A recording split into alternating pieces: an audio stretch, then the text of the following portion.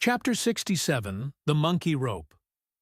In the tumultuous business of cutting in and attending to a whale, there is much running backwards and forwards among the crew. Now hands are wanted here, and then again hands are wanted there. There is no staying in any one place, for at one and the same time everything has to be done everywhere. It is much the same with him who endeavors the description of the scene. We must now retrace our way a little. It was mentioned that upon first breaking ground in the whale's back, the blubber hook was inserted into the original hole there, cut by the spades of the mates. But how did so clumsy and weighty a mass as that same hook get fixed in that hole? It was inserted there by my particular friend Queequeg, whose duty it was, as harpooner, to descend upon the monster's back for the special purpose referred to. But in very many cases, circumstances require that the harpooner shall remain on the whale till the whole flensing or stripping operation is concluded. The whale, be it observed, lies almost entirely submerged, excepting the immediate parts operated upon. So down there, some 10 feet below the level of the deck, the poor harpooner flounders about, half on the whale and half in the water, as the vast mass revolves like a treadmill beneath him, on the occasion in question. Queequeg figured in the Highland costume, a shirt and socks, in which, to my eyes, at least, he appeared to uncommon advantage, and no one had a better chance to observe him, as will presently be seen. Being the savage's bowsman, that is, the person who pulled the bow-oar in his boat, the second one from forward, it was my cheerful duty to attend upon him while taking that hard scrabble-scramble upon the dead whale's back. You have seen Italian organ boys holding a dancing ape by a long cord. Just so, from the ship's steep side, did I hold Queequeg down there in the sea, by what is technically called, in the fishery, a monkey rope attached to a strong strip of canvas belted round his waist. It was a humorously perilous business for both of us, for, before we proceed further, it must be said that the monkey rope was fast at both ends, fast to Queequeg's broad canvas belt, and fast to my narrow leather one, so that, for better or for worse, we two, for the time, were wedded, and should poor Queequeg sink to rise no more, then both usage and honor demanded that instead of cutting the cord, it should drag me down to his wake. So, then, an elongated Siamese ligature united us. Queequeg was my own inseparable twin brother, nor could I any way get rid of the dangerous liabilities which the hempen bond entailed. So strongly and metaphysically did I conceive of my situation then, that while earnestly watching his motions, I seemed distantly to perceive that my own individuality was now merged in a joint stock company of two, that my free will had received a mortal wound, and that another's mistake or misfortune might plunge innocent me into unmerited disaster and death. Therefore, I saw that here was a sort of interregnum in Providence, for its even-handed equity never could have sanctioned so gross an injustice. And yet, still further pondering, while I jerked him now and then from between the whale and the ship, which would threaten to jam him, still further pondering, I say, I saw that this situation of mine was the precise situation of every mortal that breathes.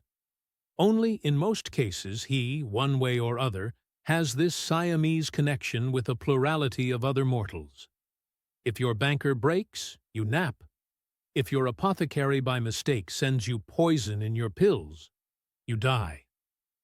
True, you may say that, by exceeding caution, you may possibly escape these and the multitudinous other evil chances of life.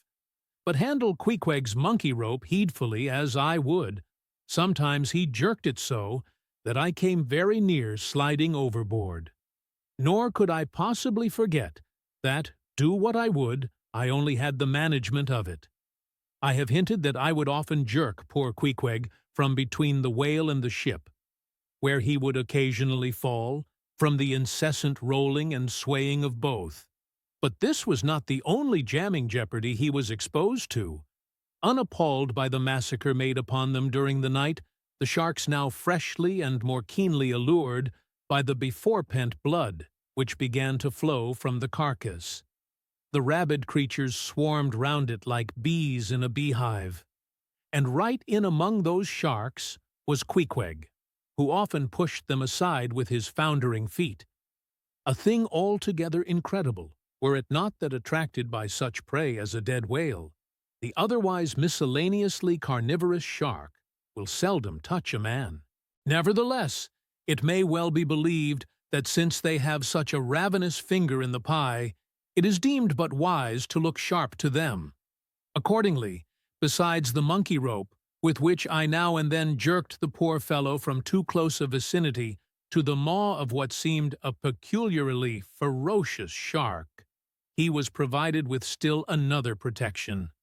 Suspended over the side in one of the stages, Tashtego and Dagu continually flourished over his head a couple of keen whale spades, wherewith they slaughtered as many sharks as they could reach. This procedure of theirs, to be sure, was very disinterested and benevolent of them. They meant Queequeg's best happiness, I admit, but in their hasty zeal to befriend him, and from the circumstance that both he and the sharks were at times half hidden by the blood-muddied water, those indiscreet spades of theirs would come nearer to amputating a leg than a tail. But poor Queequeg, I suppose, straining and gasping there with that great iron hook. Poor Queequeg, I suppose, only prayed to his Yojo, and gave up his life into the hands of his gods. Well, well, my dear comrade and twin brother, thought I, as I drew in and then slacked off the rope to every swell of the sea. What matters it, after all? Are you not the precious image of each and all of us men in this wailing world? That unsounded ocean you gasp in is life. Those sharks, your foes. Those spades, your friends. And what between sharks and spades, you are in a sad pickle and peril, poor lad. But courage, there is good cheer in store for you, Queequeg. For now, as with blue lips and bloodshot eyes, the exhausted savage at last climbs up the chains and stands all dripping and involuntarily trembling over the side. The steward advances, and with a benevolent, consolatory glance, hands him, what? Some hot cognac? No, hands him, ya gods, hands him a cup of tepid ginger and water. Ginger. Do I smell ginger? Suspiciously asked Stubb, coming near. Yes, this must be ginger, peering into the as yet untasted cup. Then standing as if incredulous for a while, he calmly walked towards the astonished steward, slowly saying, Ginger? Ginger? And will you have the goodness to tell me, Mr. Doughboy, where lies the virtue of ginger? Ginger? Is ginger the sort of fuel you use, Doughboy, to kindle a fire in this shivering cannibal? Ginger? What the devil is ginger? Sea coal? Firewood? Lucifer matches? Tinder? Gunpowder? What the devil is ginger, I say, that you offer this cup to our poor Queequeg here? There is some sneaking temperance society movement about this business, he suddenly added, now approaching Starbuck, who had just come from forward. Will you look at the cannikin, sir? Smell of it, if you please. Then, watching the mate's countenance, he added, The steward, Mr. Starbuck, had the face to offer that calomel and jalap to Queequeg. There, this instant off the whale. Is the steward an apothecary, sir? And may I ask whether this is the sort of bitters by which he blows back the life into a half-drowned man? I trust now, said Starbuck. It is poor stuff enough. Aye, aye, steward, cried Stuff. We'll teach you to drug a harpooneer. None of your apothecary's medicine here. You want to poison us, do ye? You have got our insurances on our lives and want to murder us all and pocket the proceeds, do ye? It was not me, cried Doughboy. It was Aunt Charity that brought the ginger on board, and bade me never give the harpooneer any spirits, but only this ginger jub, so she called it. Ginger jub, you gingerly rascal! Take that, and run along with ye to the lockers, and get something better. I hope I do no wrong, Mr. Starbuck. It is the captain's orders. Grog for the harpooneer on a whale. Enough, replied Starbuck. Only don't hit him again, but— Oh, I never hurt when I hit, except when I hit a whale or something of that sort, and this fellow's a weasel. What were you about saying, sir? Only this. Go down with him, and get what thou wantest thyself.